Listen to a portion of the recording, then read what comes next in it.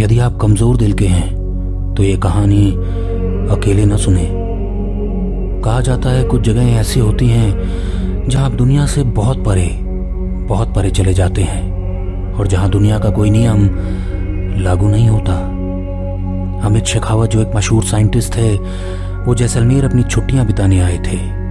America में लगभग 10 सालों से रह रहे शेखावत आज अपने दोस्तों के साथ फिर से अपने पुराने दिन जी लेना चाहते थे।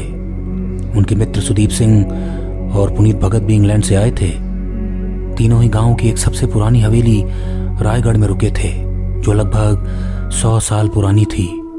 देर रात बातों बातों में जब सुदीप ने पुनीत से पूछा, सुना है इस गांव में एक ऐसा हिस्सा है जहां कोई नहीं जाता, और कहा जाता है जो गया वो वापस आया तो वो वैसा नहीं था जैसा वो पहले था। मतलब? पुनीत ने पूछा। मतलब ये कि सुना है वो या तो सब कुछ भूल चुका होता है या फिर पागलों जैसी हरकतें करने लगता है। अमित ने तुरंत कहा, हाँ, यह अफवाह बस तुम जैसे लोगों के लिए बनी है। आज साइंस तरक्की कर रहा है और तुम दोनों वही अंधविश्वासों में जी रहे हो। चलें क्या अधिक कराएं, बहुत मजा आएगा, सुदीप ने कहा। अरे भैया, मेरी भी कोई राय लेगा? पुनीत ने कहा। अरे यार चलना, बहुत मजा आएगा, जरा हम भी तो देखें ऐसा क्या है वहां जो इतना बड़ा हुआ बना रखा है, अमित ने जोर देते हुए कहा।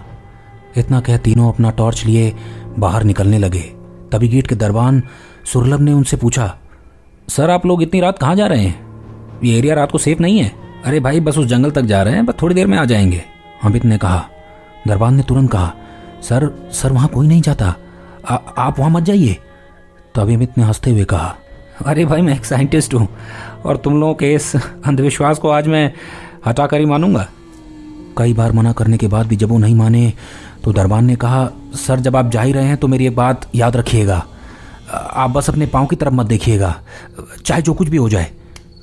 हाँ ठीक है, अमित ने हंसते हुए कहा। लगभग 20 मिनट के बाद वो तीनों उस जंगल के बाहर पहुंच गए। अमित ने तुरंत गाड़ी एक तरफ लगा ली। अभी गाड़ी की हेडलाइट को बंद करते तभी उन्हें वहां एक बोर्ड पर लिखे शब्दों ने कुछ पल के लिए स्तब्ध कर दिया, यहाँ कोई नहीं आता, लौट जाओ। भाई मेरी मानो तो वापस चलते हैं, पुनीत ने कहा। मुझे कुछ ठीक नहीं लग रहा। अरे यार, एक काम करते हैं पुनीत, तुम यहीं गाड़ी में रुको, मैं और सुदीप बस यूं गए और यूं आए, देख तो लें आखिर यहाँ कोई क्यों नहीं आता। इतना कह अमित और सुदीप दोनों जंगल की ओर चल दिए। जंगल देखने में डरावना तो था। चारों तरफ अजीब से पेड़ थे जिसके तने मुड़ी हुई रस्सियों की तरह दिख रहे थे और उनमें एक अजीब सी महक भी आ रही थी। ऐसे पेड़ ना तो अमित ने कभी देखे थे और न ही सुदीप ने। ये जंगल इतना घना था कि बस इतनी ही जगह बाकी थी कि वो दोनों उस रास्ते पर चल सकें।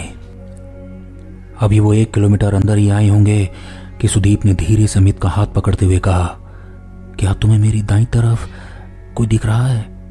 अमित ने जैसे अपना टॉर्च उसोर किया, दोनों की मानो चीख से निकल गई। उनके सामने पत्तों के बीच से सुर्ख लाल आंखें उनकी ओर निहार रही थी। दोनों ने अपनी आंखों को जल्दी से मला, कहीं हमारा वहम तो नहीं।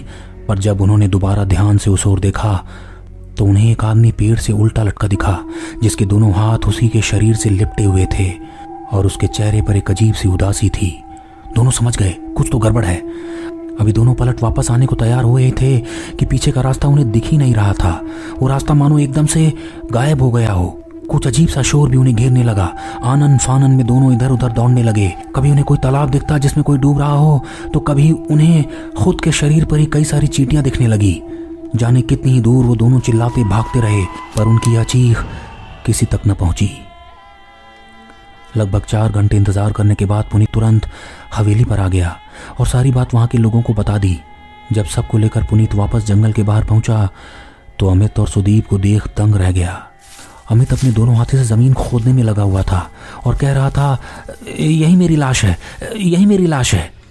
वहीं सुदीप बार बार चिल्ला रहा था, मैं चल नहीं पा रहा, मेरे पैर कट चुके हैं, मेरी मदद करो। वहां खड़े सभी लोग ये नज़ारा देख अंदर तक दहल गए। तभी वहां के एक व्यक्ति ने पुनीत को कहा, वहां कोई नहीं जाता और जो जाता है वापस वैसे नहीं आता। पुनीत ने किसी तरह उन दोनों को दिल्ली के एक अस्पताल में भर्ती कराया, पर आज तक न तो डॉक्टर्स कुछ पता लगा पाए और ना ही वो दोनों कुछ बता पाए। दोनों पैर ठीक होने के बावजूद सुदीप आज भी व्हील चेयर पर चलता है, क्योंकि उसे यकीन नहीं होता कि वो चल सकता है। और अमित, वो तो हर रोज वही दोहराता है, मैं मर चुका हूँ, मुझे जमीन खोदनी है, मेरी लाश मुझे निकालनी है। जब 3 महीने इसी तरह बीत गए तो आखिर पुनीत ने एक दिन डिटेक्टिव बुमरा को फोन लगा ही लिया। जानिए जंगल का रहस्य अगले एपिसोड में, जब डिटेक्टिव बुमरा खुद इस जंगल की असलियत सबके सामने लाएंगे।